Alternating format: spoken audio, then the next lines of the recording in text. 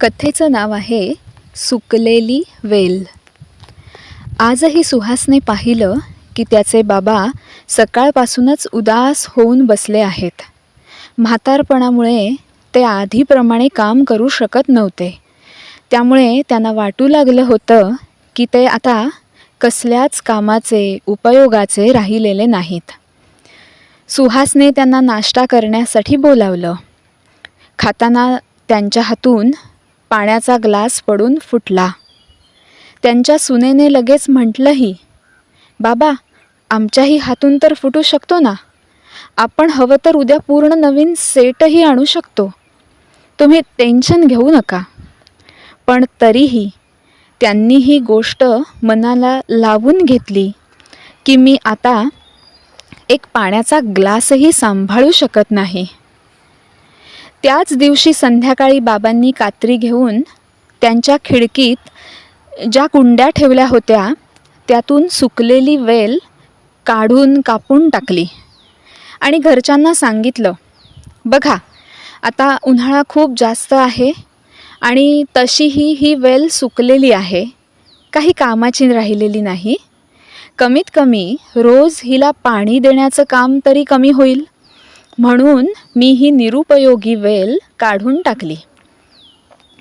त्यानंतर 2च दिवसात सुहासच्या लक्षात आलं की ती वेल गेल्यावर तिच्या शेजारीच जे तुळशीचं रोप होतं त्याची हिरवी पानं सतत गळू लागली.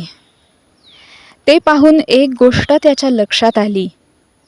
आपल्या बाबांना हाक मारून सुहास म्हणाला, "बाबा, बघा ना, ती सुकलेली वेल गेल्यावर ही तुळशीची हिरवी पानं किती गळू लागली आहेत. असं वाटतंय ती वेल सुकलेली जरूर होती, पण निरुपयोगी नव्हती. या तुळशीला कडक उन्हापासून वाचवत होती. त्या सुकलेल्या वेलीमुळेच हे तुळशीचं रोप चांगल्या प्रकारे जगत होतं. पण आता काय करणार? तुम्ही तिला निरुपयोगी समजून काढून टाकलत." बाबा काही न बोलता हे सगळं निरखून पाहत होते. दुसऱ्या दिवशी सकाळी नाश्त्याच्या वेळी सगळ्यांनी पाहिलं की आज बाबा उदास होऊन बसण्याऐवजी खिडकीत काहीतरी करत होते. बाबांनी तिथे एक जुना सुती कपडा अशा प्रकारे बांधला होता जेणेकरून त्या तुळशीवर कडक ऊन येणार नाही. बाबांनी सगळ्यांना तो दाखवला आणि म्हणाले, "बघा, आता हे कापड तुळशीला कडक उन्हापासून वाचवेल." तोच त्यांचे शेजारी बोलत होते ते ऐकू आलं की त्यांच्या मुलाला ताप चढला होता, पण त्या दोघांनाही कामावर जावंच लागणार होतं आणि घरी कोणीही नसल्यामुळे त्यांना त्या मुलाला शाळेत पाठवावं लागणार होतं. हे ऐकून बाबा उत्साहाने उठून तिकडे गेले आणि त्या शेजाऱ्याला म्हणाले, "अरे, काळजी करू नकोस, मी घरी आहे, मी सांभाळेन.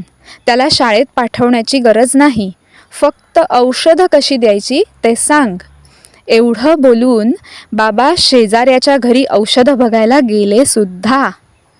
सुहासच्या चेहऱ्यावर खूप प्रसन्नता पसरली.